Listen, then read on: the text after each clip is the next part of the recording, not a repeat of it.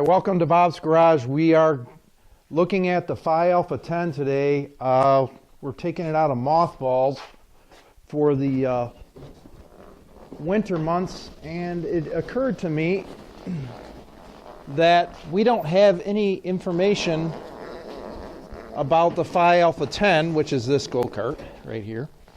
We don't have any information about it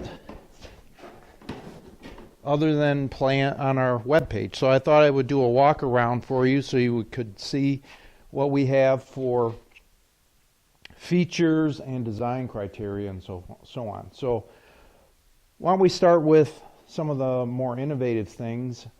The seat, for example, we have a knob that we just introduced last year, and this particular knob we make, and you can get it on the internet for $10. And basically what this is, it's a knob, but it also has the ability to put a big wrench on it, and it's designed for the seat. So you can take the seat out and work on the engine. So one of the nice features about this go-kart is that you can remove the seat and get at the engine and work on the backside, especially on some of these engines where you can't actually get at the oil fill and fill it up to the right level. So that's one of our innovative features. The other thing, if you're making one of your own go-karts, probably one of the things you want to keep in mind is that the side of the seat gets pretty beat up when you're inserting and taking it out. So you want to probably, because this is a prototype go-kart, we made it a little too wide, and as a result we're fighting it every time we put it together. So one of these days we're going to have to take a belt sander to it, probably the next time we redo the seat.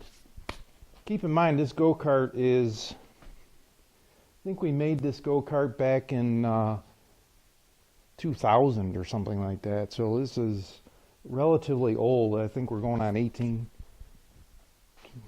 years now. Okay. So some of the features about this go-kart is that it's a live axle, so it's two-wheel drive in the rear.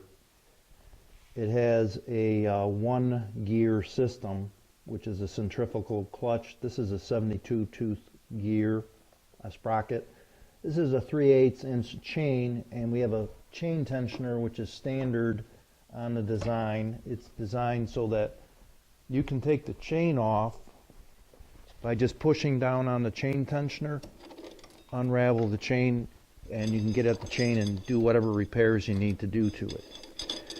Inversely, to put it back on, you just push down on the chain tensioner, back up the go-kart a little bit. Theoretically. Yeah. No, it did last time. It was behaving itself. Okay. There we go. So the chain gets put on relatively easily. What we have here is, like we said, it was a live axle, so we have the brake disc put in place here, the standard brake system that we've got off of Northern Tool and Equipment. As you can see, you want to be able to have your disc floating. If you don't have your disc floating, you're going to have some jam issues when you'll have some major brake issues if this is not at least allowed to float a little bit. Just an FYI. One of the things we're going to look at the pedal systems that we have is that the brake system right there has a spring in the back which preloads the pedals. Same with the other side. If we go over here for the throttle, we have a big spring that we use for the throttle. So when you let go of the throttle, is that we have a spring load preload on it, so that when you let off the throttle, it shoves it back in, so you don't get stuck with an open throttle condition. This is just a variation on a system.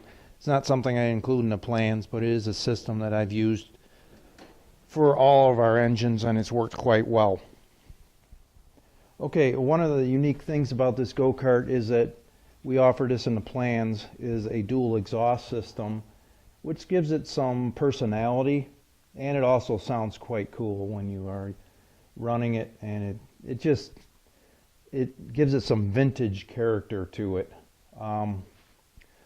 Standard as well in the go-kart plans is the heat shield, which this is made out of copper. You can make it out of whatever you want.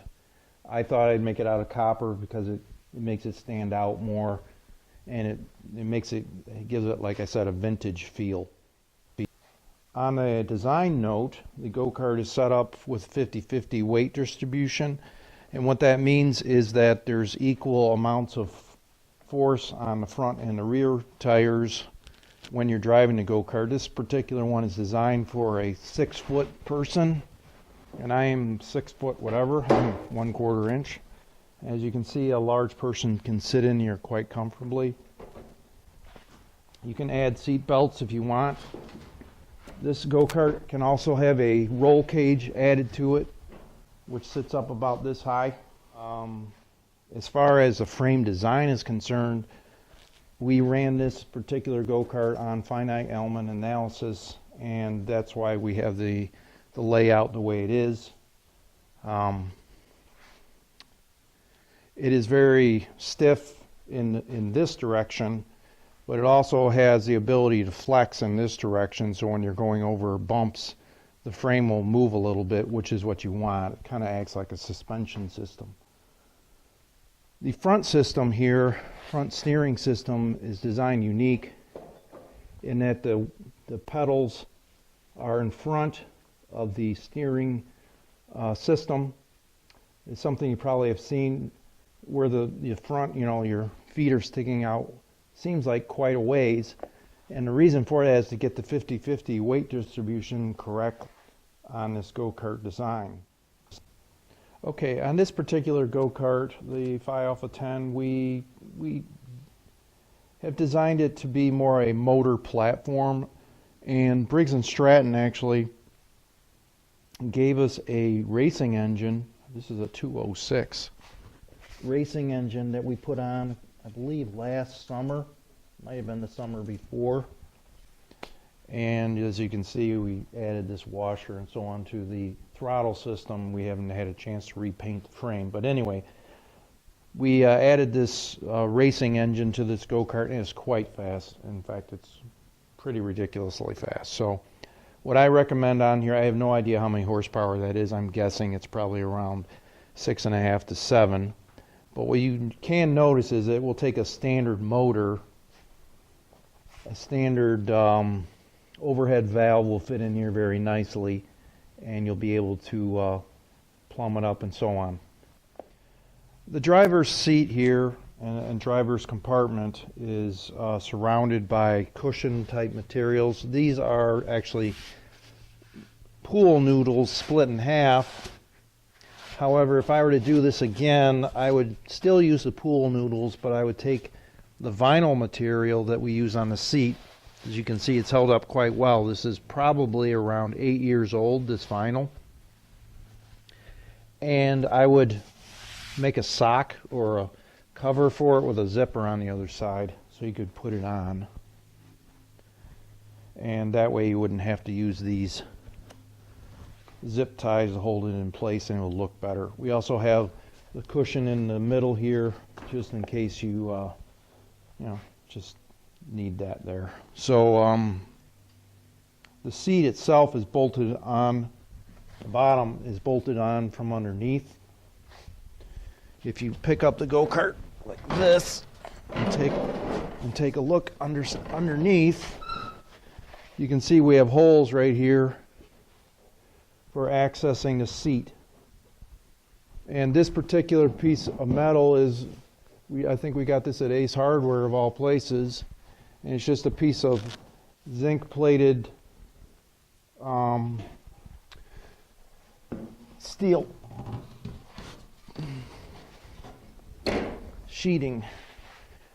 Of note on the front here, it's not a knife edge, we just fold it over, and it works pretty nicely. The nice thing about that is you can replace it. This is our second sheet that we've added. We used to have one before, but it was pretty ragged, so we took it off. The go-kart that we make, we have a standard on-off switch, which is right in the middle of the steering wheel. That makes it easy, so all you do is flip the switch and it's off. On this particular go-kart, we have a tachometer. I like to have tachometers on my go-kart right here. And basically we just zip tie it to the steering wheel. You want to, when you put your steering system together right here with your wiring, make sure that you have enough room for turning.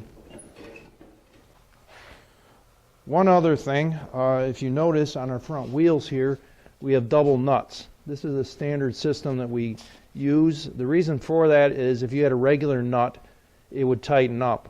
Especially with this wheel, this particular nut, even though it has a nylock, say it had a nylock head on it, it would walk in and crush the wheel and actually can damage. I've damaged, it has so much force that it caused a bearing to smash and snap the snap ring right off.